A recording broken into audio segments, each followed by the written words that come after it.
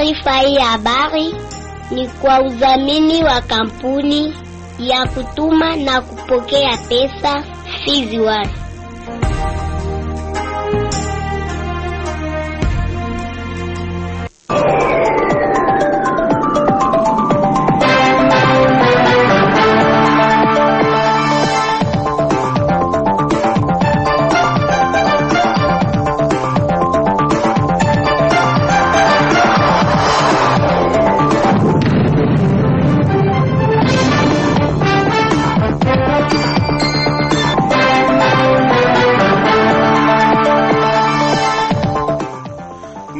Furaha iliyoje mpendo wa msikilizaji wa redio ya kijamii Kivu kukutana nawe mara tena kwa siku ya leo. Ni wasaa mzuri wa kuweza kuwasomeni uchambuzi wetu wa habari kwa siku ya leo. Uchambuzi habari ambao unagubikwa na habari muhimu leo hii, makala ya michezo na burudani pamoja na ripoti za ripota wetu kutoka eneo tofauti. Jina langu mchumbe wa mkulima na Fatuma, naomba tuambatane mwanzo hadi tamati. Kwa niaba ya wote watakaosikika kwenye uchambuzi huu, nasema asante na karibu.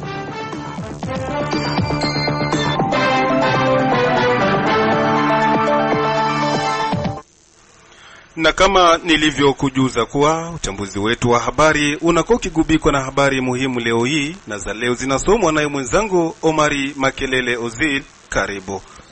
Asante sana mchumbe wa mkulima na Fatuma. Leo katika habari muhimu tuanzie katika mji wa Baraka ni kwamba baada ya rais wa DRC Felix Antoine Tshisekedi kutoa hotuba kwenye mkutano wa Umoja wa Ulaya mchini Ubelgiji, ambako ameomba mwenzake wa Rwanda Paul Kagame kuingilia kati ili kumaliza vita nchini humo, maoni yamekuwa tofauti kwa upande wa raia ambao wengi wamepokea kwa shingo upande.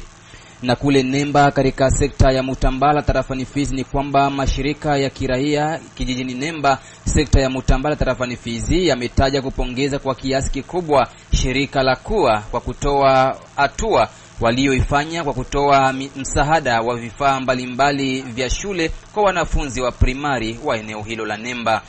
Na kule Kamituga ni kwamba watu wawili wameuawa na wengine 5 kujeruhiwa vikali, hata baadhi ya duka kuporwa. Hayo ndio matokeo kwa muda ya makabiliano kati ya wazalendo dhidi ya jeshi la taifa FARDC siku ya 5 ya wiki tunayo katika mji wa Kamituga.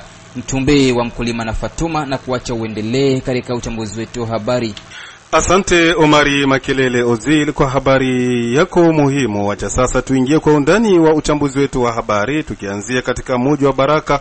Muungano wa kamati za wadariste mjini Baraka umetaja kuendelea na mgomo wao wa kutokufanya kazi za uchukuzi katika soko ya Mwemezi siku ya 6 ya tarehe 11 Oktoba 2025. Hivyo ni kutokana na vitendo vya unyanyasaji vinavyofanyika na wazalendo pamoja na askari wa maji dhidi yao.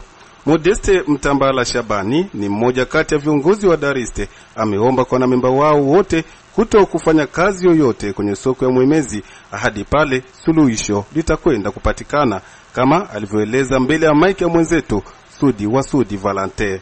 Huko pale kwenye ngomo hakutakuwa mwanamemba yoyote ule mwenye atalema kusoko ya Mwemezi hiyo kesho, na tunasi wainspekteri wetu wote wajikaze kumirika ndani ya soko ili kutafuta mwanamemba yoyote ule mwenye atapinga hiyo kauli. Mpaka pale kwenye meria Baraka pamoja na feke pamoja na wadebarder na wenzetu wazalendo waikale chini mpaka tupate suluhisho ya kuingiza makinga wakati tunapokuwa na charge, ili wateja wananufaika kupitia ile mapoa luru kuzishusha kwenye nafasi zao. Pesa haina hesabu bwana journaliste, ni pale kwenye waisha shika makinga wanaweza sema 10,000 kila kinga, 13,000 ya vile. Shida ya kushika zile kinga, wenzetu wa debardere ndo wenyewe wanatushutumu kuvitengo ya maservisi ya serikali kulingana na wao wakwe wanatosha mizigo ndani ya boti mpaka mwisho wa kamba za mamotari. Na kama wanahakikisha, tukisema feke manake tunasema wachuruzi, na kama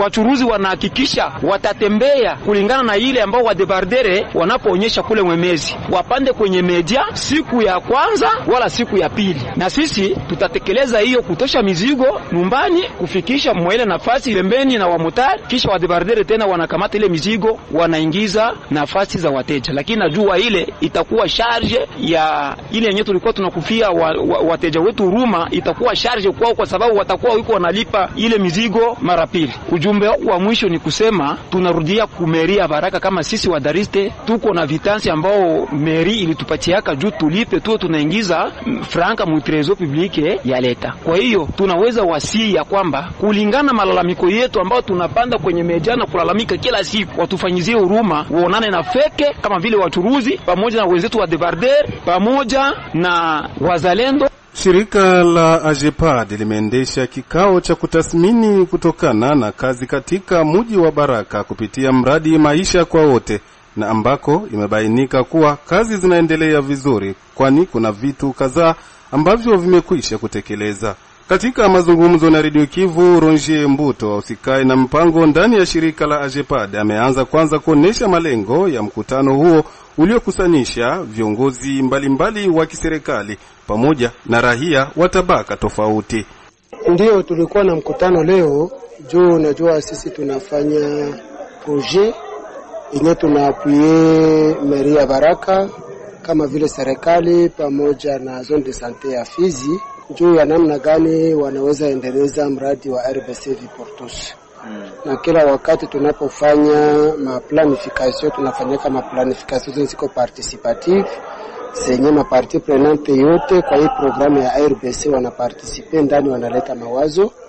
Na kila wakati tunapomaliza kipindi cha miezi 6 tunafanya ine evaluation participative, yapi yenyewe alifanyika, yapi yenyewe ikufanyika vizuri na namna gani tunaweza boresha kwa kipindi kingine. Kwa sababu ya hiyo ndio maana tumefanya mkutano huu na maparti prenante yote, kwa kuwemo watu wa afya, watu wa elimu, comité de pilotage, mairie ya Baraka, jeunesse, société civile, wa chef de quartier, wote walikusanyika ili tufanye evaluation ya pamoja. No, evaluation ilienda mzuri parce que tulionyesha yapi yenye alitendeka vizuri, yapi yenye ikutendeka vizuri, na tukapanga mikakati ya namna gani tunaweza kuboresha kwa wakati ujao. Ndiyo tuliona kwamba kuna mipango ya ujenzi wa maternity wenyewe unafanyika Pakandali na Katanga. Evolution ya zile nyumba iko ankuru inaendelea. Pia kuna watoto wenyewe wanachukuliwa en charge kwa structure sanitaire za hapa en place kwa niveau ya ma centre de santé. Na tuliona effectif ya watoto wenyewe washakuwa prise en charge localement na kuaméliorer état de santé zabo uza deficience zabo iko ya kutosha. Pia kuna watoto wenyewe wanasafirishwa kutoka hapa kwenda kwa masoezi approprié andeoro ya nchi kama vile Bujumbura, na tuliona harakati zinaendelea vizuri. Tuliona kungambo ya michango ya mafamilia juu ya kusutenire hii programu. Kule ndo kwenye kulikuwa madhaifu madogo juu watu hawachangizi ile 500 francs congolais kama walivyosikilizana na serikali yao ya hapa Baraka. Pia kuko transabilité wakati tunatumika, kila wakati tunawaitisha maparti prenante na tunadiskite kwa hayo. Mwishowe Mbuto Ronje amewataka wamama wenye kuwa na watoto walemavu kuwapeleka kwenye vituo vya afya mbalimbali ili kupata matibabu ya bure. Population ya jiji la Baraka pamoja na tarafa lote la Fizi ni kwamba servisi ya RBC ni moja kati ya servisi za soins de santé primaire. Inafaa kuwa ku niveau ya ma structure de base sa vile ma centre de santé. Mais il fait longtemps que ile servisi haiko kuwaka, lakini kwa sasa kwa hizi aire de santé sita zetu tunatumika ndani, servisi iko pale.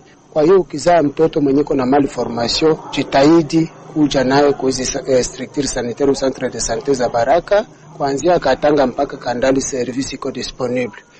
Na pia juu ya prevention ya handicap, wabwana na wabibi washirikiane. Manuveau couple iwe napita kwa structure sanitaire, na wale wabwana na wabibi wenye kuwa na mamimba wao wanahusisha wabwana zao wakati wa kwenda kule kusepeni ya kwanza, wanaenda wote ili wapate mashauri namna gani wanaweza kukinga ulemavu katika wale watoto watakaozaa.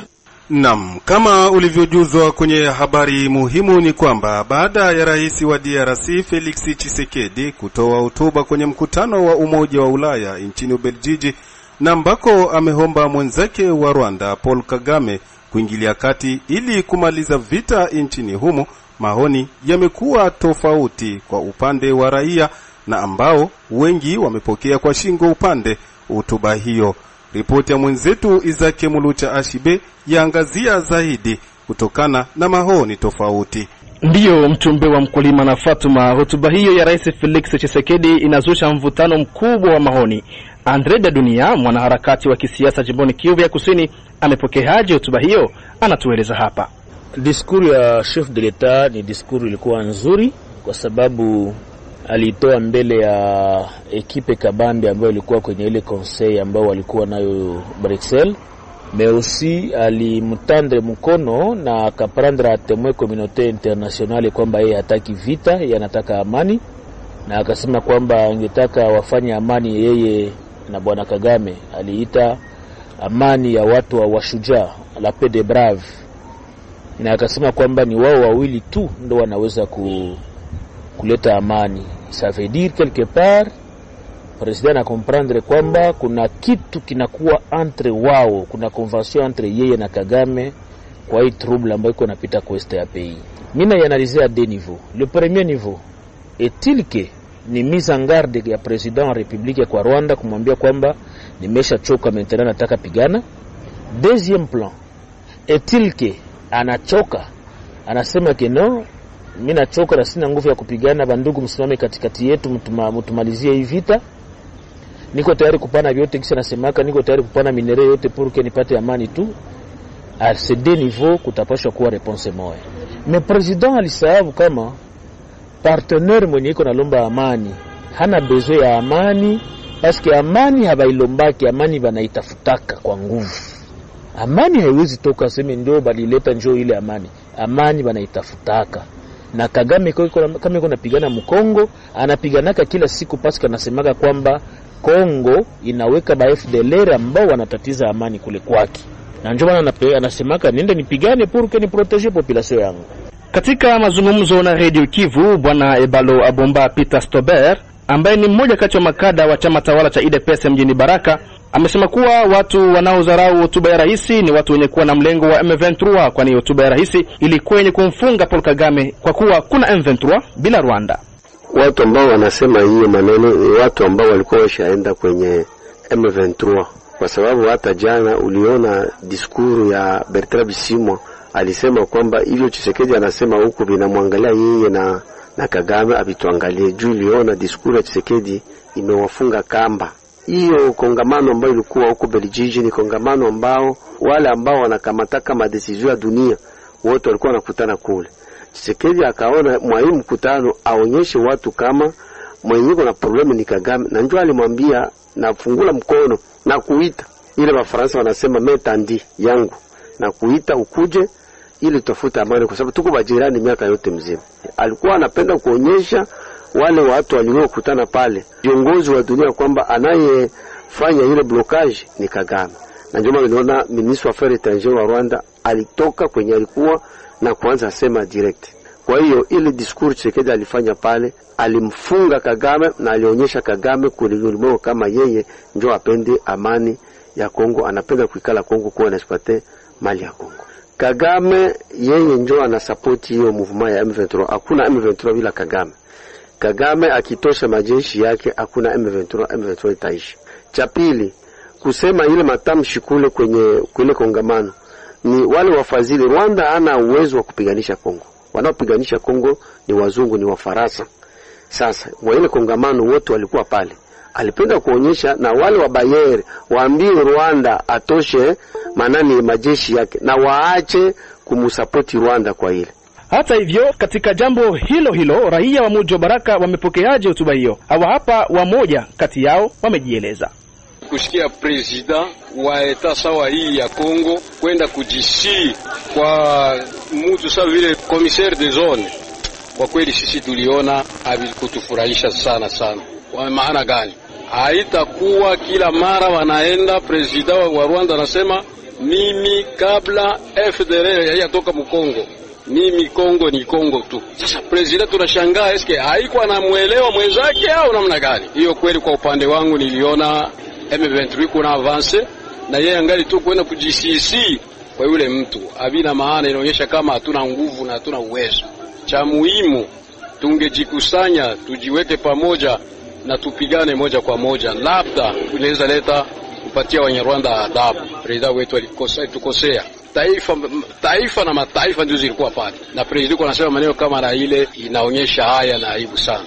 Analize yetu siba raia na analize ya chef de l'etat ni vitu viko tofauti. Cha kwanza paske analize yetu sisi tuko tunajiuliza juu ya nini raisi anasema anajililia. Ile efe ya kujililia ni efe ya mepris. Tuko sababu tunazaraulika mbele ya Rwanda, na wakati si Kongo tunajitapa kama Rwanda inaingia Mkongo plus de 80 fois. Nini inatutuma tujililie sana ku Rwanda? Analize tu si savile population jua nini atupigi Rwanda. Sasa gisi Rwanda iko na tupiga sie. Unasikia? Pour dire mwanalize tu si population. Atungi lipendelea tena sana Kongo parce que yeye ana representer Kongo. Atuseme aseme Felix alililia. Kongo lililia Rwanda. Donc Kongo kinchi kakavami kilililia mtoto. Pourquoi pas Kongo inchi kakavami isirudishe ile vile venye Rwanda ilitufanyizia. Turudishilie na sie. Kikawa ya moto ni moto. Kama wanatupiga kwa moto na sisi nao tuwarishilie moto. Kama mimi Mkongomani wa baba na mama, yeye rais ameshindwa na kila kitu katika nchi yetu ya Kongo. Ningemuomba ajiuzuru, aache madaraka, aache Wakongomani madaraka, kwa sababu hakuna kile anachokifanya. Anaenda pigia mwenzake magoti na kati yeye ana madrone na nini. Tunasikia mabariza madrone sasa hivi yuenda kupiga kwenye vilalo sasa. Ule kupiga kwenye maadui wako ni kupiga kwenye mavilalo. Tumemchoka. Cha kwanza mimi simlaumu sana Rais Felix. Mimi nalaumu Wakongomani wote kwa ujumla, sababu Wakongomani hawana huruma na Wakongomani. Ina maana Mkongomani akipata uongozi huwa anasaliti umma. Rais kama rais kusema rais mwenzake amtafutie amani ni kama kumwambia mwanaume mwenzio akutafutie amani mwako wakati yule mwanaume anatembea na mke wako vibaya. Ile ni dharau. Mimi nalaani ile. Maoni yangu Antoine Felix Kilombo awoko kuomba msaada kwa Kagame. Wao ni wakuintimida sana Mobutu aliintimida Kagame mu miaka ilipita ya Zaire. Atoa soda wake Mkongo, Bukavu na Goma, batowe na Masisi banaenda kwao. Akikatala amue wapige M23.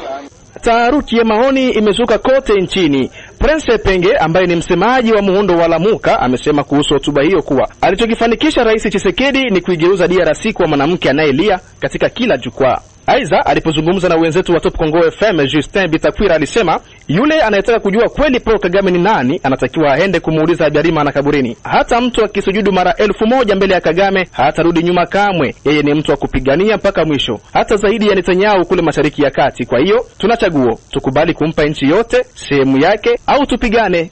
Pamoja na hayo, Andre Bedunia ameongeza kuwa Rais Felix aliposema mbele ya umati kuwa hajawahi kusema vibaya juu ya Rwanda au juu ya Paul Kagame haikueleweka kwa Wakongomani. Sisi hatukosi lolote.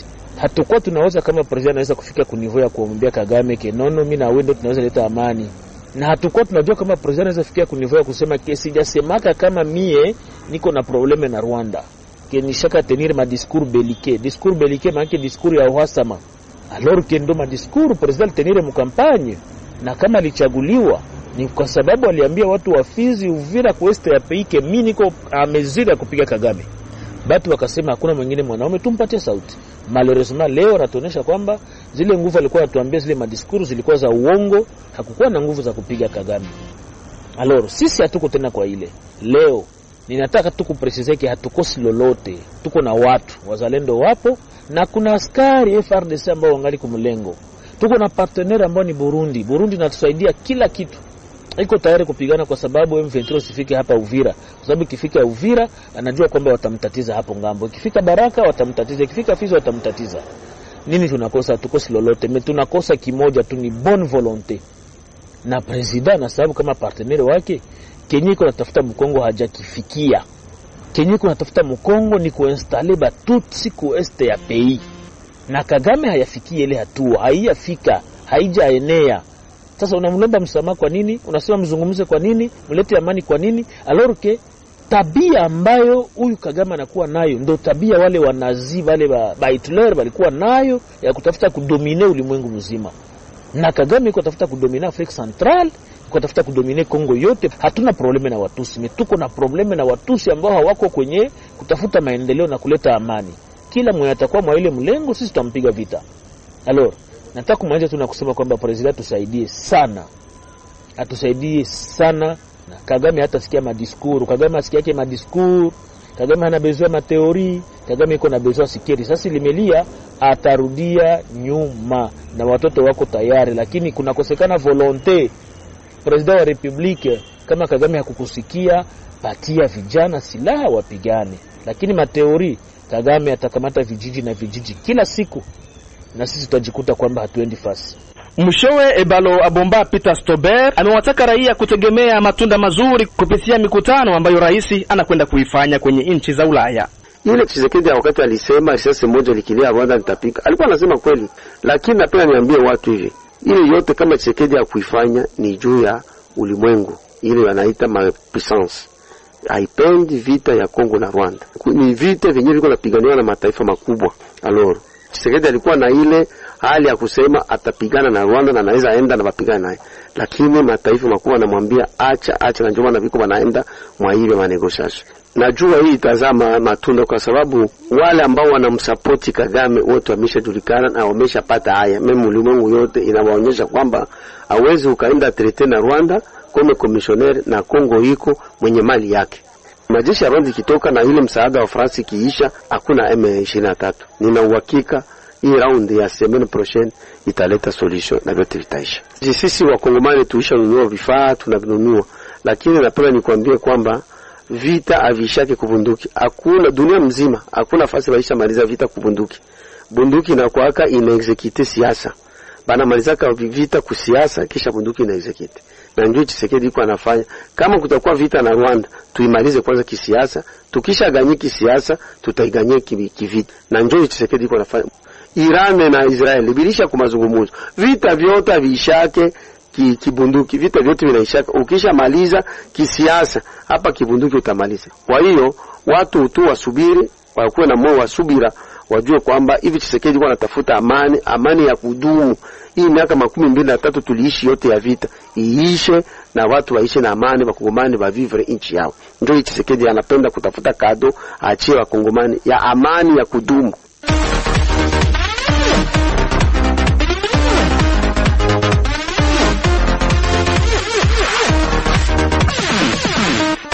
Na hivi sasa nawakaribisha kuweza kufuata makala ya michezo na mwenzangu Sudi wa Sudi Valente. Karibu Sudi. Shukran sana kabisa mwenzangu mchumbi wa mkulima na Fatuma. Namba 19 kipea barabara mgongoni mwangu. Leo kuna ukurasa wa habari za michezo. Tuanzia hapa katika mji wa Baraka ambako draw ya tournament ya mechi za makati iliweza kufanyika mchana wa siku ya Ijumaa ya wiki tunayo tarehe 10 Oktoba mwaka 2025 majira saa 9 kuna chumba cha vijana hapa katika mji wa Baraka. Tournament hiyo ya mechi za makata itaanza rasmi kupigwa siku ya Alhamisi ya tarehe 16 Oktoba mwaka 2025. Habari hizi zimehakikishwa naye mwenyekiti wa baraza la vijana hapa katika mji wa Baraka ambaye ni Degole Malembe.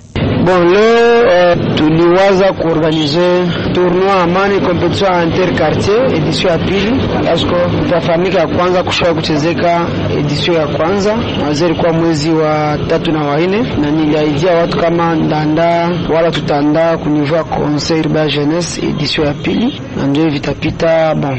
Leo nilita ba responsable ya ekipa ya quartier ndio kufanya tirage au sort. Ya tukamata quartier zote, mwe tulikamata ma quartier zilifika mu quart de finale ya ile tournoi yenye ilipitaka ile competition ya kwanza première edition. Ndio batakuwa tena wapiganie edition ya pili. Donc mwezi kwanza kidogo ndio maana tuliona ya kwamba tukamata ile ekipa yenye ilifika ku quart de finale ile competition ya kwanza. Mechi zitaanza tarehe 16 za mwezi huu na Match ya kwanza itakuwa Kalinga Seed na Mwanziga. Match ya pili itakuwa siku ya 5 tarehe 17 za mwezi Malala contre Makampani, na siku ya posho wala tarehe 18 itakuwa quartier Majengo contre quartier Matata, na siku ya Mungu itakuwa quartier Kalinga Nord contre Kibonjwa. Voilà gisi mapule zilikuwa. Lakini pia katika habari za huko tarafani Fizi ni kwamba mechi moja ya kirafiki inatarajiwa kupigwa siku ya 6 ya wiki tunayo tarehe 11 Oktoba 2025. Klabu ya Luiba Sport ya hapo katika sekta ya Tanganyika wataweza kukata mzo ya fitna zidi ya klabu ya FC Mwemezi ya hapa katika mji wa Baraka. Lakini mechi ya marudio itaweza kupigwa tu ni siku ya Jumapili ya tarehe 12 ya Oktoba. Klabu ya Mwemezi Sport wataweza kukata mzo ya fitna zidi ya klabu ya Luiba Sport. Na mwishowe ni kwamba michuano ya kuwania kunako kombe la dunia mwaka 2026 iliweza kushuhudiwa mchana wa siku ya Ijumaa ya wiki tunayo, lakini mechi ambayo iliweza kuangaliwa na mashabiki wengi hapa katika nchi ya Jamhuri ya Kidemokrasia ya Kongo ilikuwa ni mechi kati ya DRC dhidi ya timu ya taifa ya Togo, ambako DRC waliweza kuibuka na ushindi wa 1-0. Mchumbe wa mkulima na Fatuma anaweka nukta kunako ukurasa wa habari za michezo nambari 19 kwa barabara mgongoni mwangu. Msikilizaji, kama ndo bado umekuja kujiunga nasi, unaendelea kufuata uchambuzi wetu wa habari ambao unakujia moja kwa moja kutoka kwenye idhaa ya Kiswahili ya Radio Kivu. Kampuni Fizon Baraka, Mboko na Misisi ni rahisi kutuma na kupokea pesa cash pote ulimwenguni bila usumbufu. Tuangazie huko Nemba. Ni kwamba mashirika ya kirahia ndani ya kijiji cha Nemba, sekta ya Mutambala, tarafani Fizi, yametaja kupongeza kwa kiasi kikubwa shirika la kuwa kwa hatua walioifanya kwa kutoa misaada ya vifaa mbalimbali vya shule kwa wanafunzi wa primari katika eneo hilo. Akizungumza na redio yako, Bwana Eshimba Andolo, mmoja kati ya viongozi wa shirika la raia katika kijiji cha Nemba, amesema kupongeza vya kutosha na msaada huo, huko akiomba mashirika mengine kuajia raia wa eneo hilo kwa misaada. Tunaokuwa na furaha sana, furaha ya ajabu kijiji cha Nemba. Watoto wa masomo wanafurahi sana, wanaofuraha sana pamoja na wazazi wao kwa gisi wanaopokea mashakoshi, makaye, malati, mabike na mambo vinginevyo. Shirika lio wapokeza ni shirika linalotiwa kuwa. Na kama mimi mtu wa societe civile hapa Nemba, na mimi nilifurahi sana kwa kuona wazazi walikuwa uliza je, watapata ile mashakoshi wapi ya kupatia watoto wao wanaenda leo masomo. Shirika ikaona huruma, ikaja kupokeza watoto mashakoshi na makaye na mambo menginevyo. Antuka tunaofuraha sana kijiji cha Nemba kwa watoto kupata vifaa kama vile. Tunahitaji mashirika isisi hapa tu itiririke kwa Nemba tunakaribisha mashirika ije kama vile hii mashirika inakuja kufanya matendo mazuri. Na huko Fizi ni kwamba Mutualite Lega ndani ya tarafa la Fizi na mji wa Baraka imepongeza kwa vyombo vya usalama kwa juhudi walioitekeleza ili Bwana Wengau Watuta, chef de division inike ndani ya mji wa Baraka, kuachiwa uhuru kisha kutekwa kwake siku zilizopita, huku pia akilahani vikali kitendo hicho. Kwenye mazungumzo nasi, Bwana Josefu Lubala Hayombi, mwenyekiti wa Lusu Lega ndani ya tarafa la Fizi na mji wa Baraka, anaeleza yafuatayo. Nilikuja juu ya kusema kuwa kufuatana na mambo ambayo iko napitika kwenye mji wa Baraka, kuwa ndugu CDI Watuta alikuwa leve. Kenya ningependa kuambia watu kuwa mfanyakazi wa serikali hawamkatalake, yani serikali yenyewe ndio inapangaka wafanyakazi wake. Wao tenda tumika huku, wao tenda tumika, sio uamuzi wa mtu binafsi. Wakati yenyewe serikali inakupangilia, wewe unafuata ile mnondo wa serikali ya viongozi wako, sio wewe ndio ulilomba ama wewe ndio uliitafuta. Kwa hiyo ile tuiache, na zaidi hewa ya kusema kuwa kabila fulani haiwezi kutumika mueneo fulani, ile sio kitu nzuri mwa Kongomani.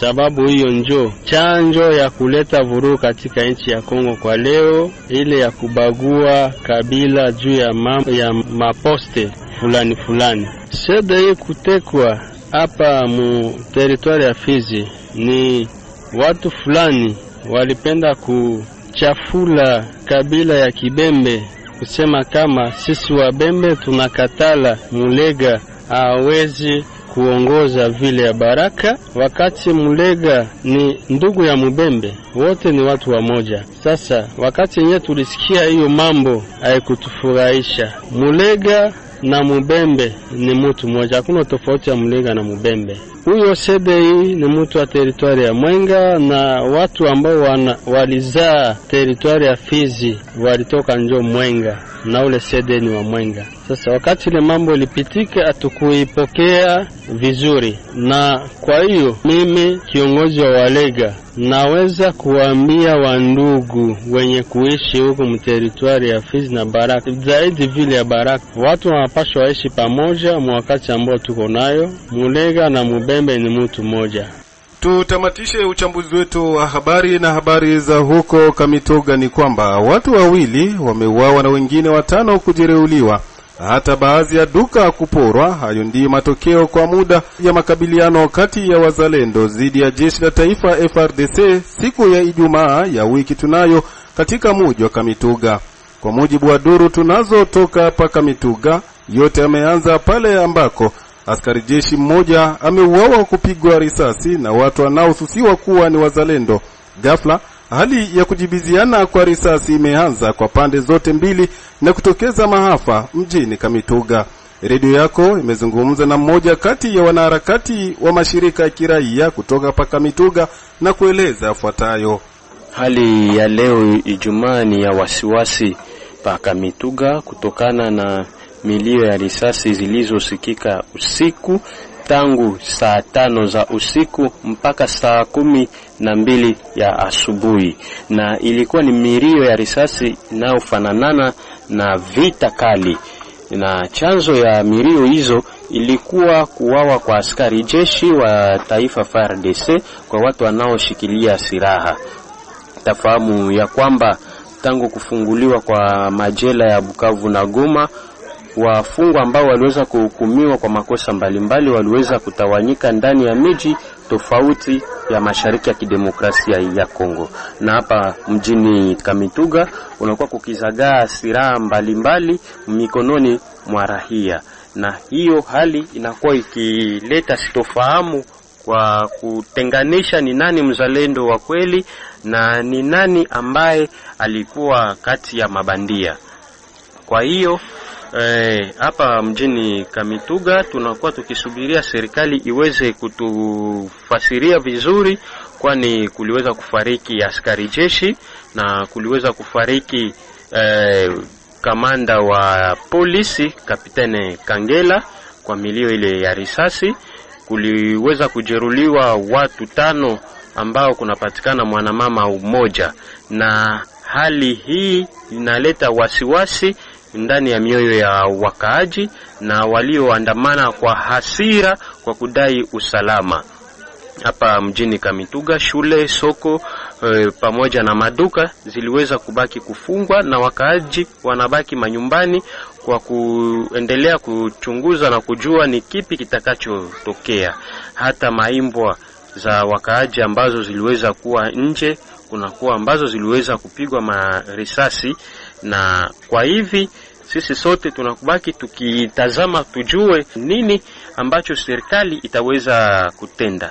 Kwetu sisi tunakuwa tukiomba tu kuweze kulindwa kwa wakaaji, waweze kulindwa na usalama uweze kurudi.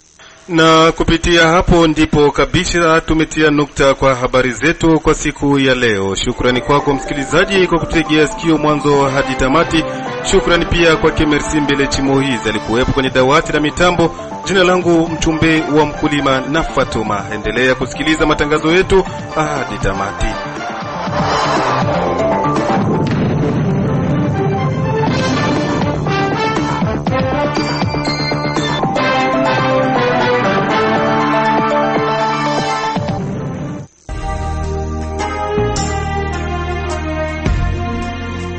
Taarifa hii habari ni kwa udhamini wa kampuni ya kutuma na kupokea pesa Fizi One.